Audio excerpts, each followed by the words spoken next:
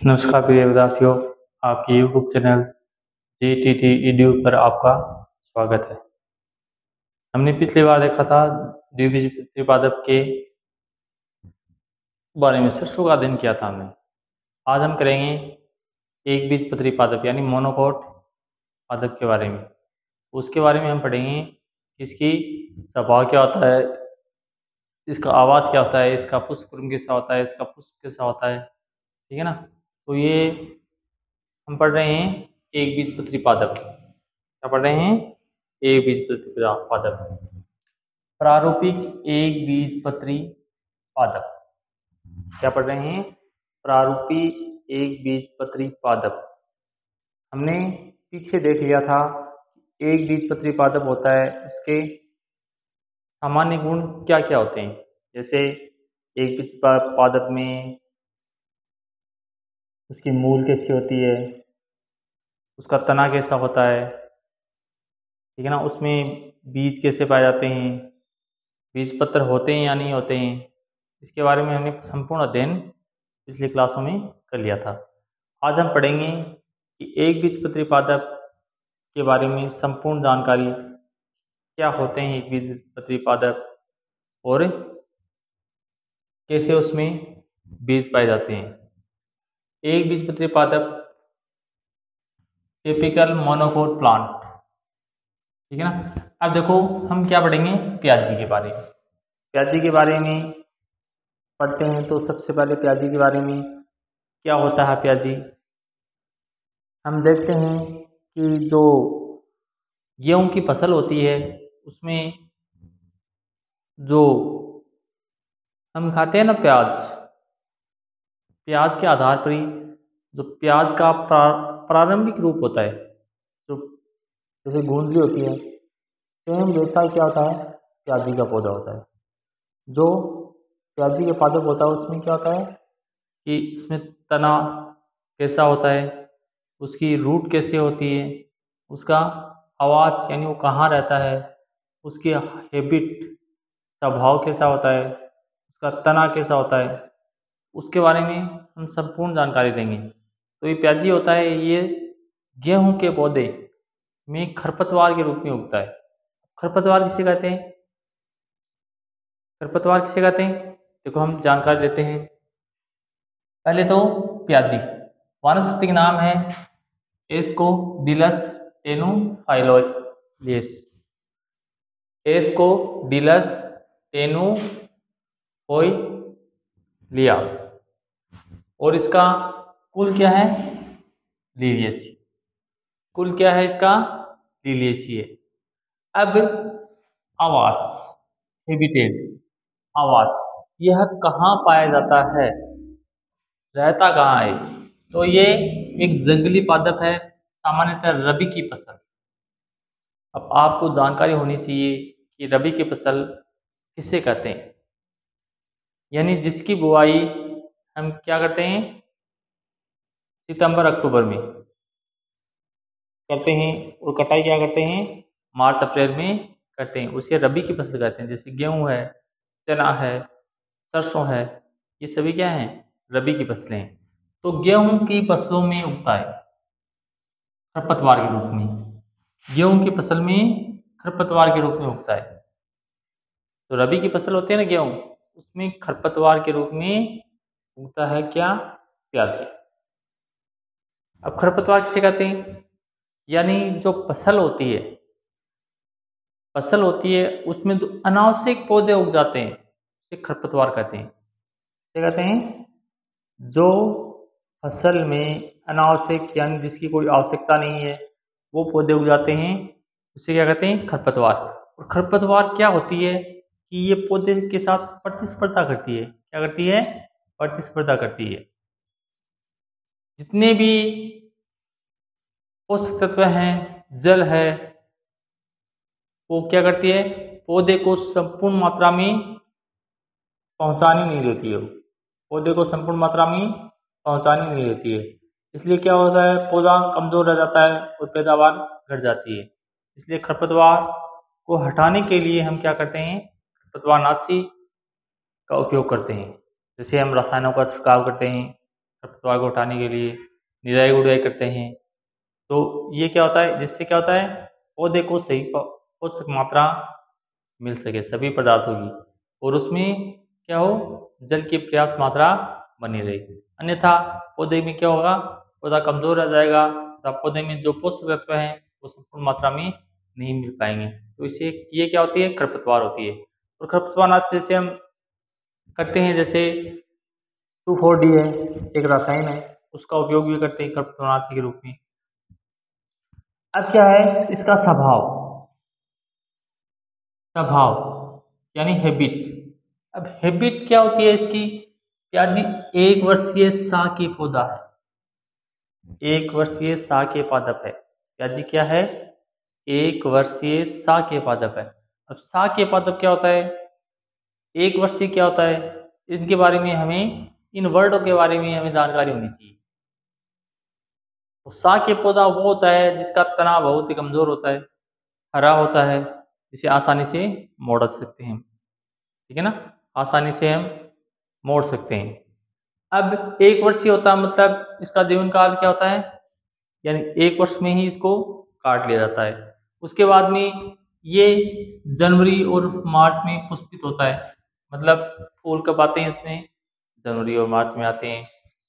इसकी ऊंचाई लगभग 2 फीट होती है, ठीक है ना, लगभग 2 फीट होती है। नहीं, शाकीय पादप होता है उसकी लंबाई लगभग 2 या 3 फुट हो सकती है। इसके बाद में पादप मूल, स्तंभ तथा तना में विभेदित होता है।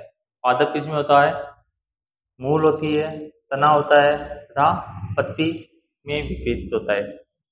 तना, इसके बाद में मूल, मूल देखो रूट, इसमें अपस्थानिक मूल पाई जाती है तथा मूल रेशेदार होती है। हमने पहले पढ़ा है कि जो भी मोनोकोट पादप होते हैं उसमें फाइबर रूट पाई जाती है। कौन सी रूट पाई जाती है, फाइबर रूट। रेशेदार जड़ पाई जाती है, जिसके बारे में हमने पीछे अध्ययन किया है। और इसमें अपस्थानिक मूल पाई जाती है, यानी कोई प्रधान मूल नहीं पाई जाती है, कोई प्रधान मूल नहीं पाई जाती है। मूल अपस्थानिक यानी एक पहले प्रधान मूल होती है, उसके बाद में वो खत्म हो जाती है, मतलब अपस्थानिक मतलब हट जाती है। उसके बाद में तने से क्या होती है, नई मूलें निकलती है तने आधार से। उसके बाद में स्टेम, तना हाशित होता है, हाशित मतलब गायब सा, हाशित मतलब गायब, थोड़ा बहुत होता है तना, और भूमिगत होता है। तना कहाँ रहता है, भूमिगत होता है, यानी तना वायवीय नहीं होता है। इसमें तना, प्याजी में तना क्या होता है, भूमिगत होता है, भूमि के अंदर होता है। उसके बाद में इसकी पत्तियां, लीफ, देखो पत्तियां मूलज व्रंतहीन होती हैं, यानी व्रंत नहीं निकलते इसमें। पत्तियां में मूलज होती है और व्रंतहीन होती है। क्या होती है, शीरा तीखा होता है, आगे का शीरा होता है वो क्या होता है, तीखा होता है। जैसे हम प्याज प्याज जैसे गूंदली होती है ना, गूंदली, उसमें हम देखते हैं ना, सेम वैसा ही इसका पत्तियां होती हैं। पत्तियों में जो शीरा विन्यास पाया जाता है वो क्या पाया जाता है, समांतर, पैरेलल, समांतर, जैसे रेल की पट्टियां होती है ना वैसे समांतर पाया जाता है। और पत्तियां खोखली होती हैं जिस प्रकार प्याज में होती हैं, बेलनाकार होती हैं, समांतर शिरा विन्यास पाया जाता है, और प्रणाधार आच्छादित मांसल होता है। यानी जिस प्रकार हम प्याज में देखते हैं उसी प्रकार की, ठीक है ना, प्याज का प्रारंभिक रूप होता है ना, जैसे प्याज में ऊपर जो हरी हरी पत्तियां निकलती हैं, तो उसी प्रकार प्याजी में भी क्या होता है, पत्तियां बेलनाकार होती हैं, मांसल होती हैं, और इसमें क्या होती हैं, खोखली होती है, और आगे से क्या होती हैं, तीखी होती है। तो ये है इसका प्याजी का आवाज, स्वभाव, तना एवं पत्तियां। इसके बारे में आगे बढ़ेंगे हम पुष्पक्रम, पुष्प और बीज के बारे में। पहले इसका स्क्रीनशॉट लो, उसके बाद में आगे हम पढ़ते हैं।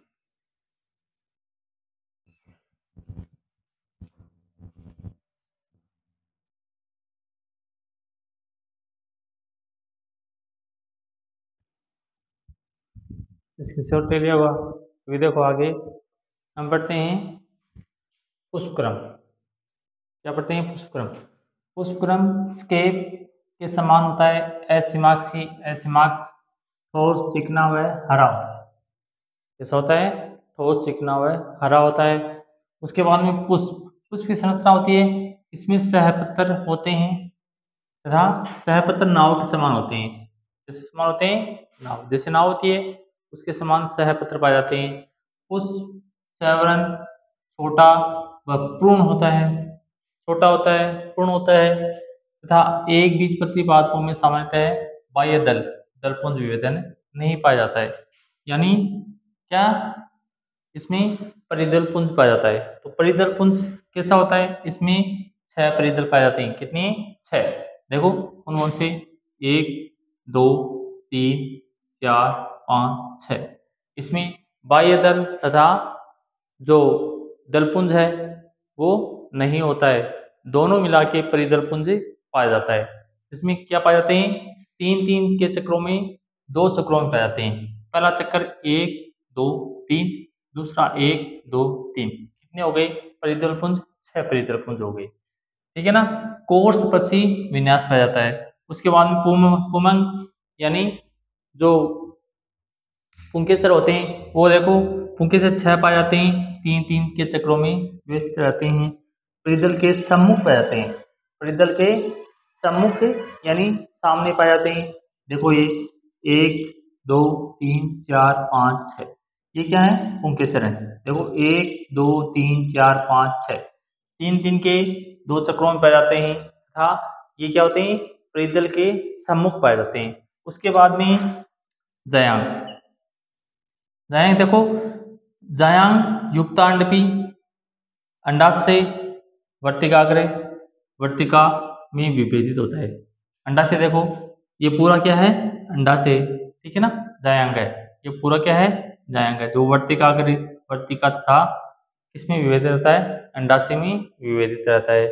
उसके बाद में इसमें फल कोष्ठक विदाशक संपुट होता है। इसमें जो फल होता है वो कोष्ठक विदाशक संपुट होता है और इसमें जो बीज पाया जाता है यानी सीड पाया जाता है वो बीज भ्रूणपोषी होता है तथा भ्रूण छोटा होता है। इसमें जो बीज पाया जाता है वो क्या होता है? भ्रूणपोषी होता है तथा बीज क्या होता है? छोटा आकार का होता है। तो ये हमने पढ़ लिया है प्याजी के बारे में। प्याजी के बारे में हमने संपूर्ण अध्ययन कर लिया है। इसके आवास कैसा होता है, इसका बीज कैसा होता है, इसमें जो स्वभाव कैसा होता है इसका जो मूल, तना, पत्ती तथा इसका जो पुष्पक्रम है, पुष्प है, जयांग है, उमंग है, इनके बारे में, सबके बारे में हमने अध्ययन कर लिया है। ठीक है ना। तो ये आपका एक चैप्टर खत्म हो गया जिसमें हमने पढ़ लिया है एक बीजपत्री पादप के बारे में और द्विबीजपत्री पादप के बारे में। संपूर्ण जानकारी इस वीडियो में आपको पीछे वीडियो जो डाले गए हैं उनमें देखो, और जो ये वीडियो है इसमें आपको संपूर्ण जानकारी मिल जाएगी एक बीजपत्री और द्विबीजपत्री पादपों के बारे में। ये प्रथम चैप्टर है बीएससी पार्ट 3 का, ठीक है ना। ये बीएससी पार्ट 3 का प्रथम चैप्टर है, ठीक है ना। तो इसमें पादपों का प्रारूपीय स्वरूप देख लिया हमने, जिसमें एक बीजपत्री पादप एवं द्विबीजपत्री पादप के बारे में संपूर्ण जानकारी हमने प्राप्त की है। जब तक आप पीछे का वीडियो नहीं देखोगे तब तक आगे समझ में नहीं आएगा। तो आपको पीछे वाले पहले वीडियो देखनी चाहिए और उसके बाद में आगे का ये वीडियो आप जितनी ज़्यादा हो सके अपने भाई बहन हैं जो भी हैं तो बीएससी पार्ट 3 में हैं उनको शेयर करना है, ठीक है।